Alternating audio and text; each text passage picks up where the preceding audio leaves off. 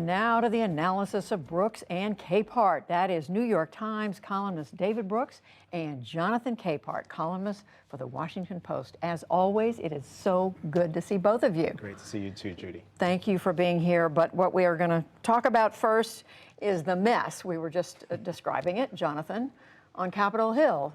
They've gone day after day. They can't come to an agreement. The Democrats can't come to an agreement on the president's priorities. He himself was there today. Why is this so hard to get done? I think it's so hard to get done, Judy, because Democrats understand that even though the presidential term is 4 years, the way the presidency is these days, it's really just 1 year.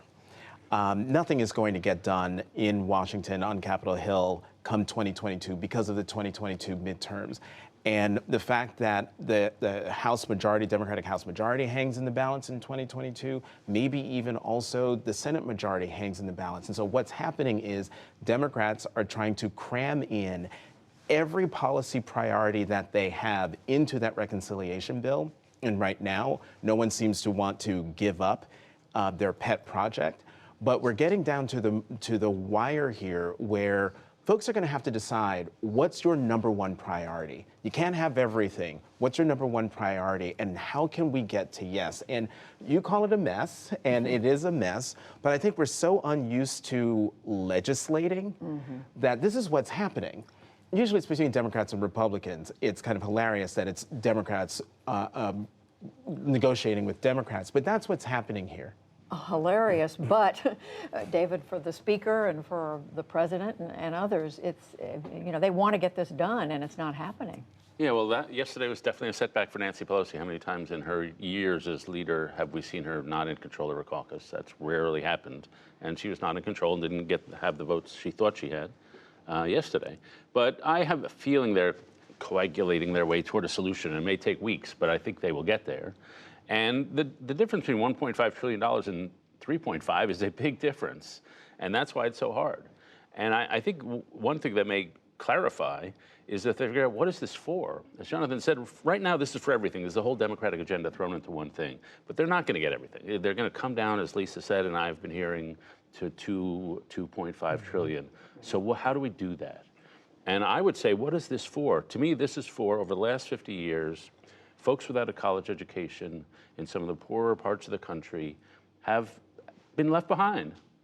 And there are a lot of things in this measure that would redistribute money from folks with a college degree who are doing well toward folks without a college degree who need some help, both in the child subsidies, the jobs, and that would be a major accomplishment if we could rewrite some of the bad distribution that's been happening over the last 50 years, and if we could show that we respect the dignity of those people who have been left behind. And if you can have a $5 trillion bill that shows respect for those who's left behind, that's an amazing legacy for any party or president.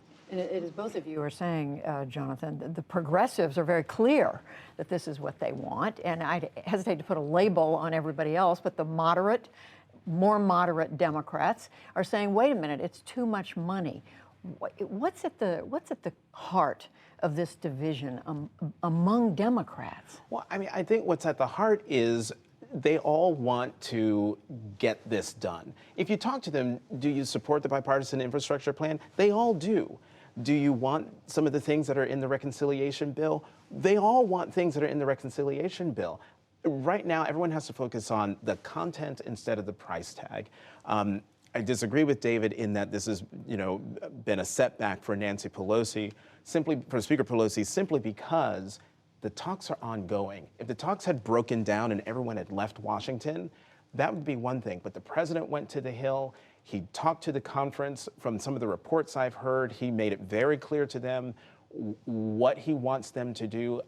I think that they will come to some sort of agreement that makes it possible to vote on the bipartisan plan while still punting down the road the work on the reconciliation bill. It has to happen because the Democrats need it, but also it's the president's agenda. The progressives have been very smart in saying that this isn't us arguing with each other. This is the president's plan. We're not the radicals here. This is the president's plan. And at the end of the day, I think that's what's going to carry the day for this. And David, I mean, the two of the figures we've been talking about throughout this process are Senator Kyrsten Sinema of Arizona, Senator Joe Manchin of West Virginia. I looked up today, the population of those two states together is 9 million people out of a country of 330 million. How do they have as much clout as they do? Well, it's a 50-50 Senate, and I think there are a bunch more.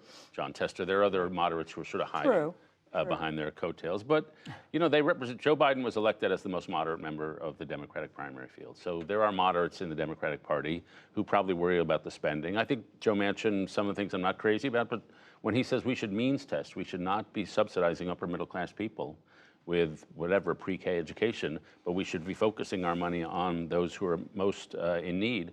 That's not a stupid argument. I think a lot of means testing is one way they could bring the cost of this down. There's going to have to be decisions made.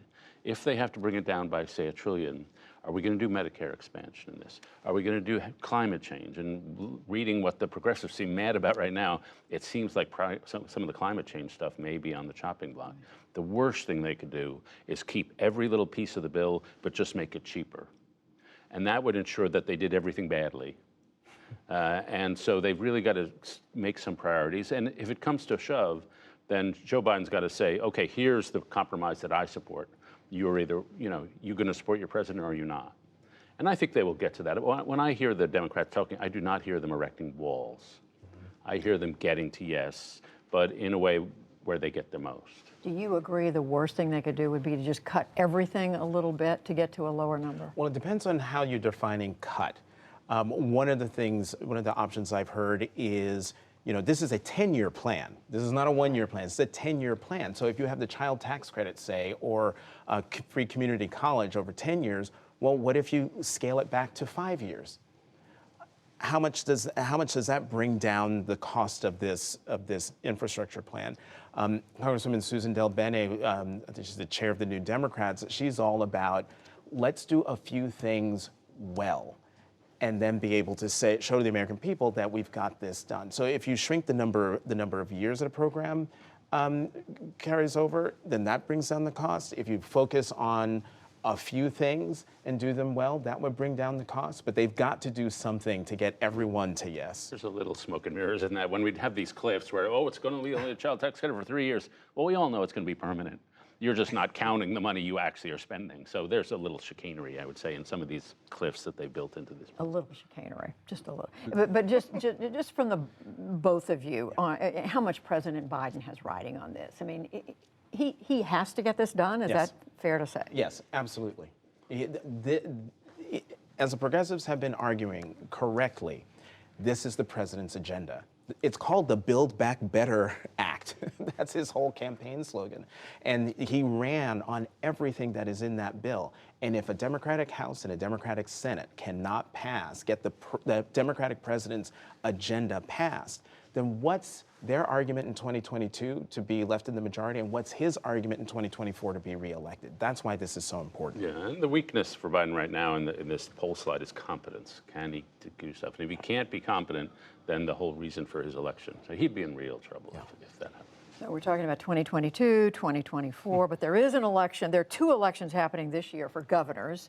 One of them, New Jersey, we think we know what's going to happen there. But in the state of Virginia, Jonathan, you have the former governor, Democrat Terry McAuliffe, facing off against a Republican, Glenn Youngkin, who worked in private equity, I think, for 25 years. This race is closer than the Democrats have seen in a while. Democrats are nervous. And we've got just a clip of a debate in the last few days between Mr. Youngkin and Terry McAuliffe. Let's listen. There's an over and under tonight on how many times you're going to say Donald Trump. And it was 10, and you just busted through it. You're running against Glenn Youngkin. Who knows who's going to be running for president in 2024? And if he's the nominee, will you support who him? knows? Let me just start. If he's the Republican nominee, I'll support him. Here's my message to Congress. I am really sick and tired of all of them.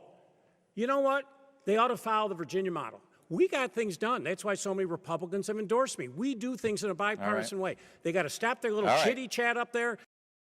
So what you get a taste of the debate from that, Jonathan, is Terry McAuliffe talking about, we need more bipartisanship, but with Glenn Youngkin, who has been endorsed by President Trump and has said he would vote for him if Trump were the nominee. How do you see this contest? Well, look, when Terry McAuliffe won the Democratic primary, I saw someone very close to him, and I just said, no, congratulations, it's a crowded field, you won the primary. And so now what's it looking like in the general? And the person said to me, that was the easy part. Glenn Youngkin is someone who's not going to be easy. So what we have in Terry McAuliffe is someone who always runs as if he's 50 points behind. But the fact that Terry McAuliffe came out of the gate understanding the challenge that Glenn Youngkin poses, I think puts him in the right mindset to tackle him. The thing about in that clip that you just showed of Glenn Youngkin saying, you know, you can say Donald Trump all the time. Donald Trump is a motivator for the Democratic base. And that's exactly what Terry McAuliffe is going to need if he is going to turn these slim poll majorities that he has within the margin of error, and some of them, into electoral victory. What does this look like to you? Yeah, I mean, Virginia has swung pretty blue. The fact that this is close, I don't think it's Terry McAuliffe's fault. I think it's just their headwinds for Democrats because of President Biden's approval rating because of COVID.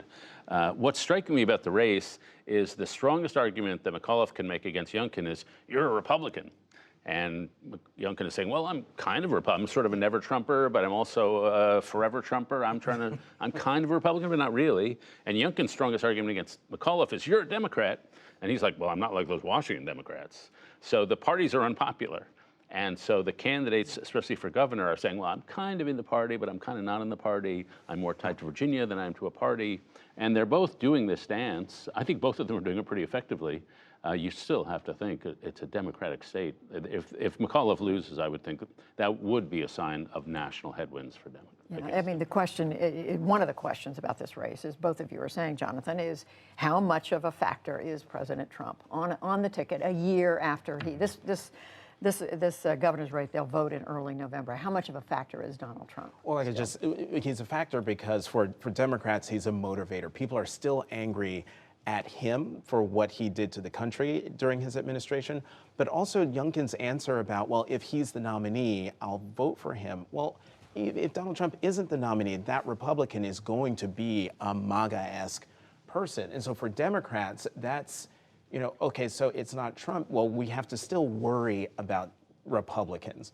And so that's why I think Donald Trump is a major factor in this. And to your point about, you know, they don't want to be part of the parties, one of the reasons why Terry McAuliffe is saying, you know, Washington, get your act together, you know, basically pass this bill. Yeah, he's running away from them now, but if they end up passing the bipartisan bill, he's going to be a very proud Democrat. Yeah, the man did run the Democratic Party for a while.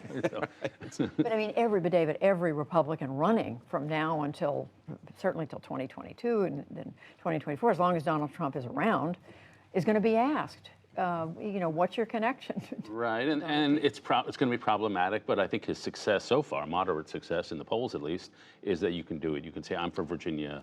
This is not national politics. I'm for Virginia. But who knows what Donald Trump is about to do?